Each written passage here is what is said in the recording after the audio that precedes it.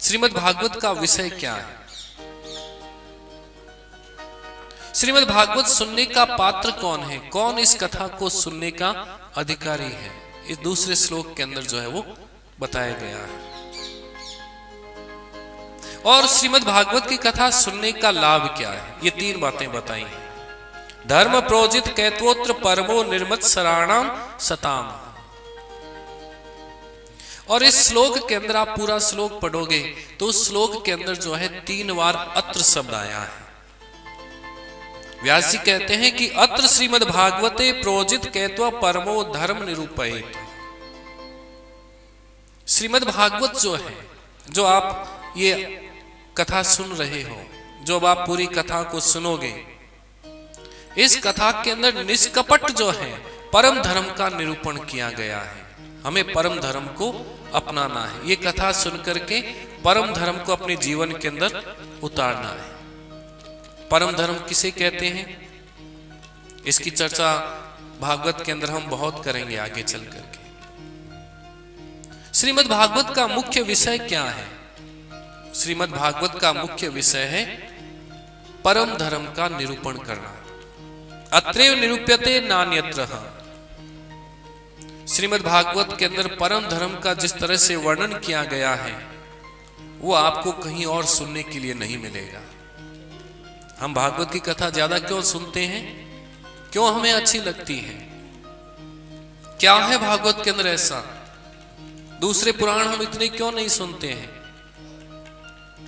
वो इसलिए क्योंकि भागवत के अंदर जो है, भागवत के अंदर ही जो है परम धर्म का निरूपण विशेष रूप से किया गया है। इसके अंदर अत्र शब्द का प्रयोग किया गया है। अत्र यानी इसका पात्र कौन है?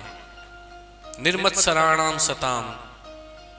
भागवत का पात्र कौन है? कथा सुनने का अधिकारी कौन है? निर्गता मत्सरा येभ्यः ते निर्मत्सरा। कौन अधिकारी होगा? जिसके भीतर से मत्सर निकल जाता है। मत्सर किसे कहते हैं? मत्सर और मच्छर में ज्यादा फर्क नहीं है। मच्छर बाहर से काटता है। जैसे ही मच्छर काटेगा हम कहते हैं कि अरे बहुत दर्द हुआ है, बहुत तकलीफ हुई है, अनेक बीमारियां हो जाती हैं एक मच्छर के काटने से। कभी कहते हैं कि चिकनगुनिया हो गया, कभी कुछ बीमारी हो गई, कभी कोई बीमारी हो गई। लेकिन मच्छर काटने की, मच्छर अगर कोई काटे, मच्छर ज्यादा हो तो उसका तो उपाय है, हम मच्छरदानी लगा लेते हैं। मच्छर बाहर से काटता है और मत्सर भीतर से काटता है। अब मत्सर का क्या करोगे? मत्सर जो है बड़े बड़े लोगों को भी नहीं छोड़ता है। मत्सर अर्थात मत अग्रे सरती, वो मुझसे आगे कैसे निकल गया, वो मुझसे बड़ा कैसे हो गया। कहते हैं ना, मेरी साड़ी उसकी साड़ी से सफेद कैसे। ये क्या है? मत्सर है। ईर्ष्या का भाव रखना। जहां किसी का उत्कर्ष देखो, जहां किसी का वैभव देखो, मान बढ़ाई देखी कि बस भीतर का मच्छर काटने लग जाता है। और ये बड़े बड़े महापुरुषों को भी जो है वो नहीं छोड़ती है। कंचन तजना सहज है, सहज त्रिया का ने, मान बढ़ाई ईर्ष्या और दुर्लभ तजना ये।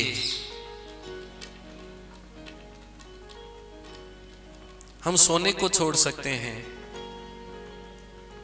सब कुछ त्यागने के लिए तैयार हैं, लेकिन हमारे अंदर से जो है ईर्ष्या, मान बढ़ाई, ये जो है वो बड़े बड़े महात्माओं को, संतों को भी नहीं छोड़ती है। तो भागवत सुनने का अधिकारी कौन है? जो निर्मत्सर है, जिसके मन में ईर्ष्या ना हो, जो दूसरे के प्रति दुर्भावना न रखता हो। आप भागवत की कथा सुनने के लिए बैठो और दूसरे के मन में अगर द्वेष भाव लेकर के बैठे हो तो भागवत सुनने के अधिकारी नहीं हो पाओगे। तो अपने अंदर से जो है निर्मत्सराणाम परोत्कर्षात् सहनम मत्सरः, भागवत सुनने का पात्र कौन है? जो निर्मत्सर हो गया है, जिसके हृदय से जो है काम, क्रोध, लोभ, तृष्णा, मोह, इच्छा, वासनाएं, ये सब जो है वो दूर हो गई है। वो भागवत सुनने का। हम लोग कहते हैं ना कि भाई परीक्षित ने केवल एक बार भागवत सुनी और हमने इतनी बार भागवत सुन ली, हमारे लिए विमान क्यों नहीं आया? पहले हमें अपने आप को देखना है कि क्या हमारे अंदर से, क्या हम जो है निर्मत्सर हुए हैं? हमारे लिए विमान आता है। भगवान की कृपा होती है तभी ये संभव है। बिना भगवान की कृपा के ये होना बड़ा मुश्किल है। और भगवान कृपा ऐसी सबके ऊपर करें, ऐसा भाव आपके हृदय के अंदर आ जाए तो समझ लो कि भागवत सुनने के अधिकारी हो गए हो। जैसे अभी आप कथा सुन रहे हो और कथा सुनते सुनते आपके मन में आ रहा है कि हाँ, ये भाव जो है भगवान जो है सबके हृदय के अंदर बैठा दे। अब आप हो गए भागवत सुनने के अधिकारी, कथा सुनने के अधिकारी हो गए। क्योंकि बताया है कि ज्यादातर लोग जो हैं वो अपने दुखों से दुखी नहीं है। ज्यादातर लोग जो है अपने दूसरों के सुखों से जो है वो दुखी है कि वो सुखी क्यों है, इस कारण से दुखी है। भागवत के अंदर ऐसी पवित्रता है कि जैसे जैसे हम ये भागवत की कथा सुनेंगे हमारे हृदय से ये सारे दोष जो है वो धीरे धीरे दूर होते जाएंगे। ये ध्यान रखो कि अगर ऐसी पात्रता हमारे अंदर है तो हम भागवत के अधिकारी नहीं हैं। हम लोगों को भगवान से प्रार्थना करनी है, मंगलाचरण कर रहे हैं कि हे ठाकुर जी, ये हमारी सारी भावनाएं जो है वो समाप्त हो जाए। भागवत तो अमृत के समान है। जैसे गाय का दूध अमृत के समान होता है, ठीक उसी प्रकार से भागवत भी जो है अमृत है। जैसे दूध को आप, जैसे दूध बताया अमृत है, उसका पान करोगे तो आपके जीवन में सुख होगा, अच्छा फल देगा। और वही दूध अगर आप खट्टे बर्तन में रख दोगे तो वो क्या हो जाएगा? फट जाएगा। ठीक उसी प्रकार से ये भागवत भी आपके एक अमृत है और आपका ये पात्र है। पहले हमें इस पात्र को ठीक करना है, शुद्ध करना है, साफ करना है। हमें जो है इसके अंदर भागवत रूपी दूध को स्थापित करना है। और इसके अंदर अगर आपने खट्टा पात्र रख दिया तो फिर दूध कोई काम का नहीं रहेगा। हम कहते हैं कि भाई हमने 20 भागवत की कथा सुन ली, फल क्यों नहीं मिला? क्योंकि वो पात्र अभी तक खट्टा है। अब ये 19वां सुन रहे हो तो अब आप पात्र को साफ कर लो। पहले हम लोगों को साफ करना है। तो फिर कहा कि ठीक है महाराज, हम जो है पात्र बढ़िया बनाएंगे और परम धर्म के निरूपण करने के लिए हम भागवत का श्रवण करेंगे। अब आपको ये संकल्प लेना है, हम जो है हमारा जो ये पात्र है इसको हमें ठीक करना है। तो महाराज हमने पात्र को ठीक कर लिया, हमने भागवत को सुन लिया, तो इसका फायदा क्या है, क्या लाभ है? तो व्यास जी ने लाभ भी बताया है कि वेद्यम वास्तवमत्र वस्तु शिवदम तापत्र्योन्मूलनम। देखो फिर अत्र शब्द आया है,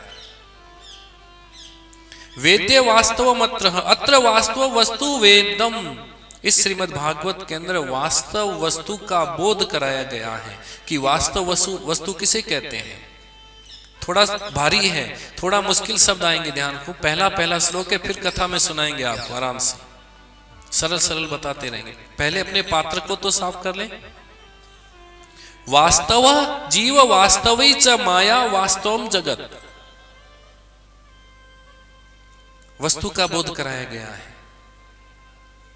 जीव, जगत और माया तीनों को वास्तव नाम से बताया गया है भागवत के अंदर। तो भागवत के श्रवण करने मात्र से जीव, जगत और माया का बोध होता है। जब आप भागवत की ये पूरी कथा सुनोगे तो आपको पता चलेगा कि मैं कौन हूं, ये संसार क्या है, ये माया क्या है, हमें पता चलेगा। और जिसके बोध से शिवदम, जीव का कल्याण हो जाएगा। जिस दिन हम जो है ये जान लेंगे कि ये जीव है, ये जगत है, ये माया है, उस वक्त जो है हम सभी का कल्याण हो जाएगा, पूर्णता आ जाएगी। तो भागवत का मुख्य हेतु क्या है, मुख्य कारण क्या है, भागवत क्यों सुनते हैं? कि भागवत सुनकर के अपने आप को पहचानना है, हम हैं कौन, तापत्रयः, इससे विमुक्त होकर के परमात्मा को हमें प्राप्त करना है।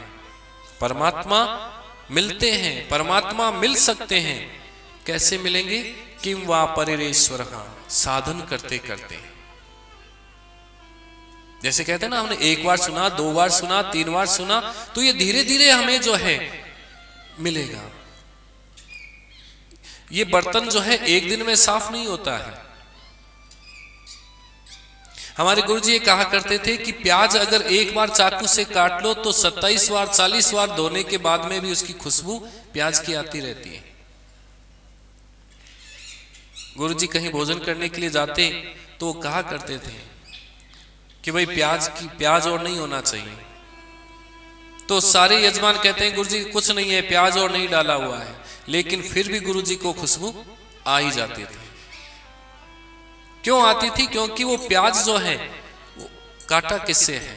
चाकू से काटा है, साफ कर लिया, लेकिन उसके बावजूद भी उसके अंदर खुशबू रह गई है।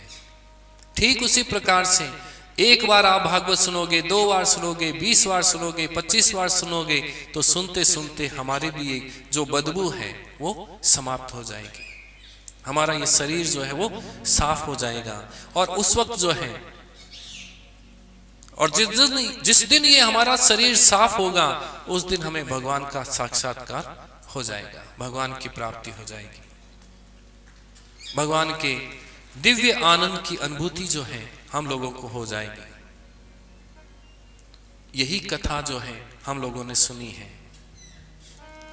ये कथा हम वो सुन रहे हैं जो कथा राजा परीक्षित ने सुखदेव जी से सुनी थी, और वो कथा आज हम सुन रहे हैं। आपको बताया था कल की कथा में भी, सुखदेव जी महाराज जो है वो तोते के रूप के अंदर है। तोते, सुख कहते हैं तोते को, और तोता वही बोलता है जो लिखा हुआ है, और हम लोग भी वही बोलते हैं जो व्यास जी ने लिखा हुआ है। अलग कुछ भी नहीं बोलेंगे, दूसरी बात कुछ भी नहीं बोलेंगे, जो व्यास जी ने लिखा है। हम लोगों के मन में इच्छा प्रबल हो गई कि हमें भागवत की कथा सुननी है। सुनने की उत्कंठा जो है, उत्कंठा का उदय होना, श्रोतम इच्छमिति सश्रुषि तक्षणात् ईश्वर हृदय अवरुध्यते है। सुनने की जो उत्कंठा होती है, परमात्मा हृदय के अंदर आकर के अवरुद्ध कर देते हैं। जैसी इच्छा हुई कि हमें कथा सुननी है, इच्छा आई और भगवान उसी समय आगे आकर के बैठ जाते हैं। अब वो इच्छा बाहर नहीं निकलनी है। जैसे आप लोगों के मन में इच्छा हुई कि हमें भागवत सुनना है, और इच्छा हुई और भगवान आकर के बैठ गए। अब आप निकलेगी, वो इच्छा निकलेगी कैसे? ये जब तक आप कथा सुनोगे नहीं, तब तक भगवान आपके हृदय से आकर के बैठ गए हैं। पूरी कथा को भगवान सुना करके रहेंगे। जैसे हमने सोचा कि फलानी जगह के ऊपर भागवत की कथा हो रही है, हमें सुनने के लिए जाना है, भगवान हमारे हृदय के अंदर आकर के बैठ जाते हैं। अब देखो कितना सरल है। और जब भगवान हृदय में आकर के बैठे तो हम चाहे कितने ही दूर क्यों ना हो, चले आते हैं। भाई साहब को देखिए, ये स्वयं कथा करते हैं, बहुत बड़ी बड़ी कथा करते हैं, बहुत विद्वान ज्यादा हैं, लेकिन उसके बावजूद भी उनकी इच्छा थी कि मेरी कथा, ये भागवत की कथा जो है सुने, और उनके हृदय में आकर के ठाकुर जी बैठ गए। और जैसे ही ठाकुर जी आकर के बैठे, अपने आप को रोक नहीं सके, घर में बैठे नहीं रह सके, आगे कथा सुनने के लिए। यही तो होता है। सद्यो एव अरुदते हैं। परमात्मा जो है, भगवान जो है, कन्हैया जो है, हमारे हृदय के अंदर आकर के बैठ जाते हैं। और बैठने के बाद भले ही अब हमें कथा समझ में आवे या न आवे, हम भाग नहीं सकते यहां से। नहीं आ रही है ना समझ में? हाथ खड़े करो जिसको समझ में आ रही है।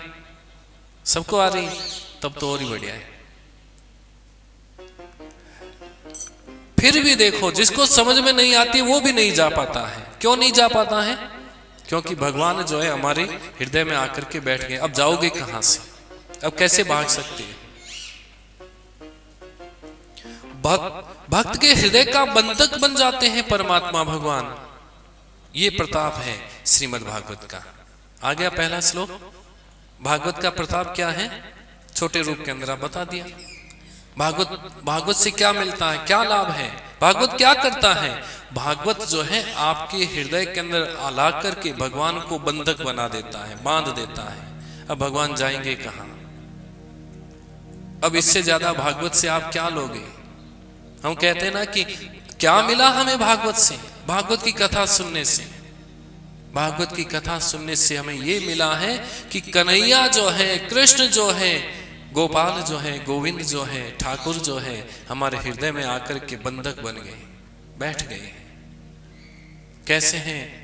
कैसा है भागवत? निगम कल्प तरोर गलितम फलम सुख मुखाद संयुतम पिबत भागवतम रसमालयम मुहुरम रसिकाम भूवि भावका। कैसा भागवत है? नितरा गमयति बोध्यति स निगमो वेदः। वेदों का नाम है निगम। कथा सुनाएंगे आपको अभी छोटे छोटे, पहले जोड़ ले कथा को, भागवत समझ में आ जाए कि भागवत क्यों सुनते हैं। फिर तो चलती गाड़ी एक बार शुरू हो जाए, गाड़ी चलने में थोड़ा दिक्कत होती है, उसके बाद पटरी पे रवाना हो जाएगी, उसके बाद फिर नहीं रुकेगी, स्टेशन के ऊपर जाकर के रुकती है।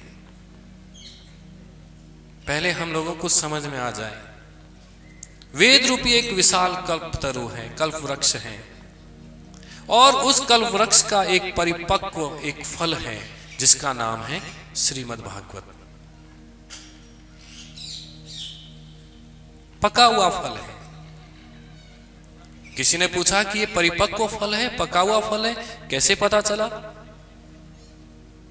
सुख मुखाद द्रव्य संयुतम, इसलिए पता चला कि इसके ऊपर तोते की चोंच लगी हुई है। तोता यानी सुखदेव।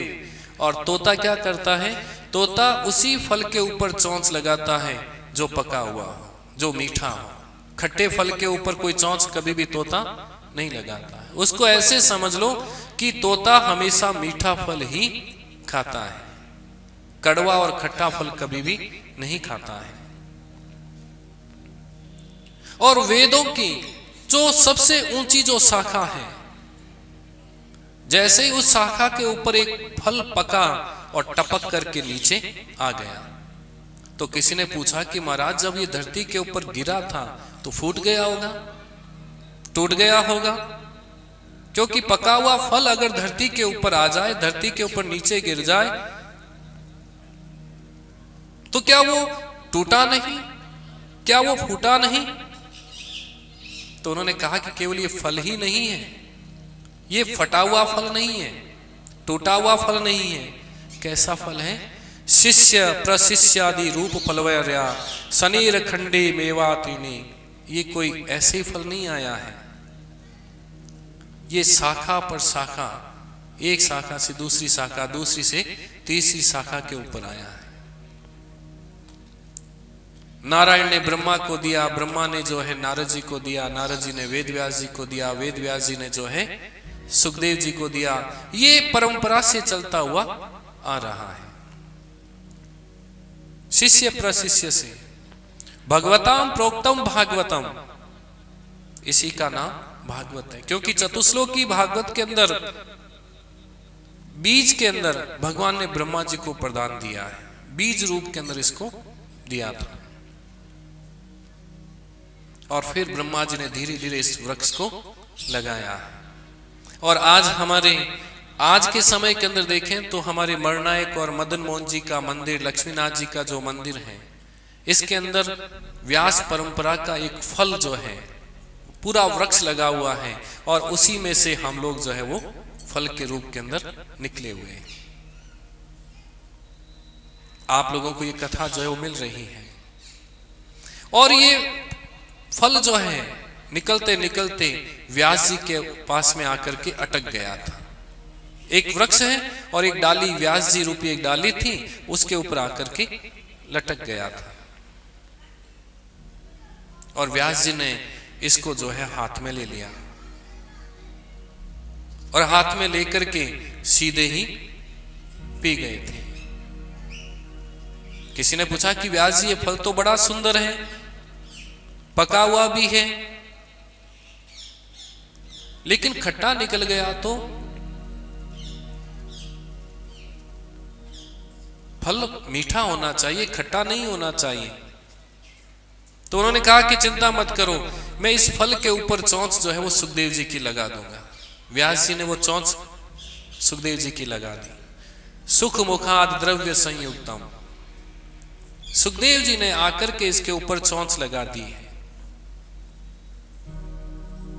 और ये सुखदेव जी कोई ऐसे ही महात्मा नहीं है, साधारण महात्मा नहीं है। जन्म लेते ही परिव्राजक होकर के जो है वो घर से निकल पड़े थे। भागवत की विशेषता देखो, सुखदेव जी महाराज जैसे ही जन्म लिए, जन्म लेते ही घर से निकल गए थे, आंधी की तरह आए और तूफान की तरह निकल पड़े।